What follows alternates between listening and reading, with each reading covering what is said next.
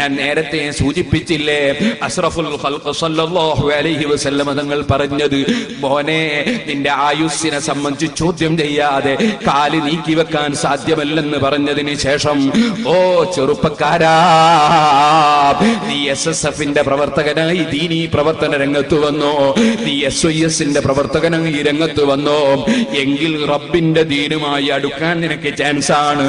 പക്ഷേ അതിലങ്ങ് ബന്ധപ്പെട്ടതിന്റെ പേരിൽ മാത്രമോ, അതിൽ മെമ്പർഷിപ്പ് എടുത്തതിന്റെ പേരിൽ മാത്രമോ ഞാൻ രക്ഷപ്പെട്ടു എന്ന് ഒരു പ്രവർത്തകനും ചിന്തിച്ചു പോകരുത്. അതിന്റെ ആദർശം മുറുകെ പിടിക്കണം. നമ്മുടെ മുൻഗാമികളായ മഹാന്മാര് പഠിപ്പിച്ച ആശയം മുറുകെ പിടിക്കണം. ഞാനൊരു സംഘടനാ പ്രവർത്തകനാണെന്ന് മാത്രം പറഞ്ഞാൽ പോരാ, തഖ്വയോടെ ജീവിക്കണം. അല്ലാഹു നിർബന്ധമാക്കിയത് ജീവിതത്തിൽ എടുക്കണം. അല്ലാഹു വിരോധിച്ചതൊഴിക്കണം. സുന്നത്തുകളോട് താല്പര്യം വേണം. ഹറാമുകൾ കൈയൊഴിക്കാൻ നമുക്ക് കഴിയണം. അപ്പോഴല്ലേ നമ്മുടെ സംഘടനാ പ്രവർത്തനത്തിന്റെ പവർ, സംഘടനാ പ്രവർത്തനത്തിന്റെ ഫലം നമുക്ക് അനുഭവിക്കാൻ സാധിക്കുന്നത്. എന്നാലും സഹോദരന്മാരെ, നല്ല കൂട്ടുകെട്ട് മനുഷ്യനെ നല്ലതിലേക്ക് നയിക്കുമെന്ന് നബി സല്ലല്ലാഹു അലൈഹി വസല്ലം തങ്ങൾ പറഞ്ഞിട്ടുണ്ട്. അതല്ലേ മസലു ജലീസി സ്വാലിഹി കമസലി ജലീസിൽ അത്വാർ, നല്ലവരോടുകൂടെ കൂടി ജീവിക്കുന്നവൻ, നല്ലവരുടെ കൂടെ കൂടിയിരിക്കുന്നവൻ, കമസലി ജലീസിൽ അത്വാർ, അവൻ അത്തറ് കച്ചവടക്കാരന്റെ കൂടെ ഇരിക്കുന്നവനെ പോലെയാണെന്ന് നബി സല്ലല്ലാഹു അലൈഹി വസല്ലം തങ്ങൾ പറഞ്ഞു. അത്തറ് കച്ചവടക്കാരൻ അതേ ഇടയ്ക്കിടയ്ക്ക് അത്തറിങ്ങനെ സാമ്പിൾ കൊടുക്കുമ്പോ നിനക്ക് പുരട്ടി കിട്ടുമല്ലോ. ഇതുപോലെ നീ നല്ലവരുമായി ബന്ധപ്പെട്ട് ജീവിക്കുമ്പോ അവര് നൽകുന്ന നല്ല ഉപദേശങ്ങൾ നിനക്ക് കിട്ടുമല്ലോ. നിന്റെ മനസ്സിന് പരിവർത്തനം ഉണ്ടാകാൻ കാരണമാകുമല്ലോ. നിനക്ക് അല്ലാഹുവുമായി അടുക്കണമെന്ന ചിന്ത വരാൻ കാരണമാകുമല്ലോ. ചെയ്തു പോയ തെറ്റുകളിൽ ഖേദം പ്രകടിപ്പിക്കണമെന്ന ആലോചന വരുമല്ലോ. അതുപോലെ നല്ല കാര്യങ്ങൾ അവർ ചെയ്യുമ്പോൾ നിനക്കും അതിൽ പങ്കുവഹിക്കാൻ സാധിക്കുമല്ലോ. അവരൊരു സലാത്തിന്റെ ഹൽഖ നടത്തുമ്പോൾ നീയും 10 സലാത്ത് ചൊല്ലിപ്പോകുമല്ലോ. അവരൊരു ഹദ്ദാദ് ചൊല്ലുമ്പോ നീയും കുറെ ലാ ഇലാഹ ഇല്ലല്ലാഹ് ചൊല്ലിപ്പോകുമല്ലോ. നീ അവരൊരു നല്ല ക്ലാസ് സംഘടിപ്പിക്കുമ്പോ ആ ക്ലാസ്സിൽ നീയും അങ്ങറിയാതെ പങ്കെടുത്തു പോകുമല്ലോ. അതുപോലെ അവരൊരു വാദ് സംഘടിപ്പിക്കുമ്പോ ആ സദസ്സിൽ നിന്റെ ഖൽബിൽ അല്ലാഹുവിന്റെ ഓർമ്മ വരുമല്ലോ. അവിടെ അതാ അവർ ഫാത്തിഹ ഓതുമ്പോ നീയും ഫാത്തിഹ ഓതിപ്പോകുമല്ലോ. അവർ ആമീൻ പറയുമ്പോ നീയും ആമീൻ ചൊല്ലിപ്പോകുമല്ലോ. വബജ്തമഅ മലഉൻ ഫയദഉ ബഅദുഹും വയുഅമ്മിനു ബഅദുഹും ഇല്ലാ അജാബഹുമുല്ലാഹ്, കൂട്ടുപ്രാർത്ഥനയ്ക്ക് ഉത്തരം നൽകുമെന്ന് നബി സല്ലല്ലാഹു അലൈഹി വസല്ലം തങ്ങൾ പറഞ്ഞതല്ലേ. സൂറത്തുൽ ഫാത്തിഹ ഓതിയിട്ടുള്ള ദുആക്ക് ഉത്തരം കിട്ടുമെന്ന് നബി സല്ലല്ലാഹു അലൈഹി വസല്ലം ഇമാം മുസ്ലിം റിപ്പോർട്ട് ചെയ്യുന്ന ഹദീസിൽ പഠിപ്പിച്ചതല്ലേ. അപ്പൊ ഫാത്തിഹ എന്ന സദസ്സിൽ നീയും ഫാത്തിഹ ഓതിപ്പോകുമല്ലോ.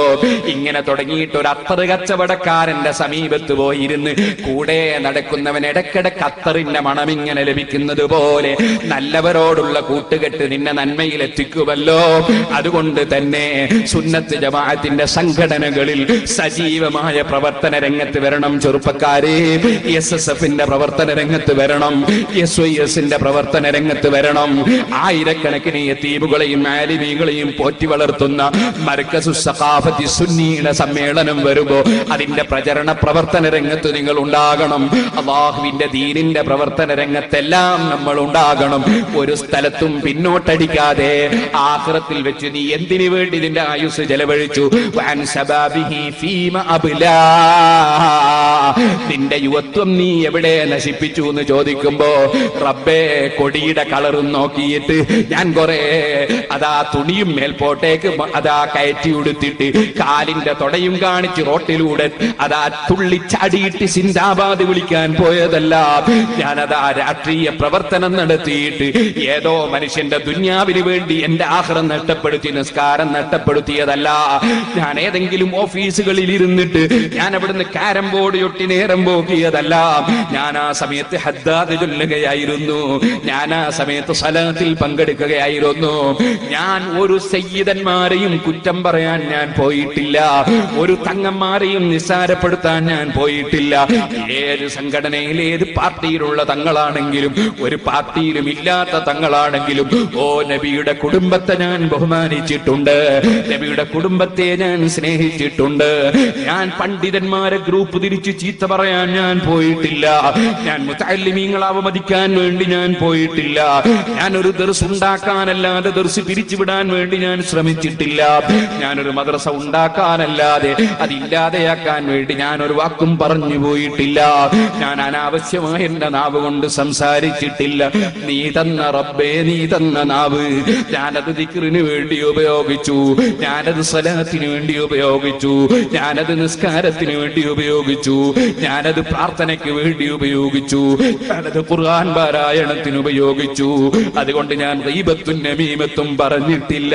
വല്ലപ്പോഴും എന്നിൽ അബദ്ധം വന്നെങ്കിൽ ഞാൻ നിന്നോട് കരഞ്ഞ് പറഞ്ഞിട്ടുണ്ട്. ഞാൻ നന്നാകാൻ വേണ്ടി ശ്രമിച്ചിട്ടുണ്ട്. ഈ നിലക്ക് സഹോദരന്മാരെ, പോകുന്ന വഴിക്കേക്ക് വീട് പണിയാൻ, പോകുന്ന നാട്ടിൽ സുന്ദരമായ ജീവിതം നയിക്കാൻ അധ്വാനിക്കലാണ് ഇബാദത്ത് കേട്ടോ.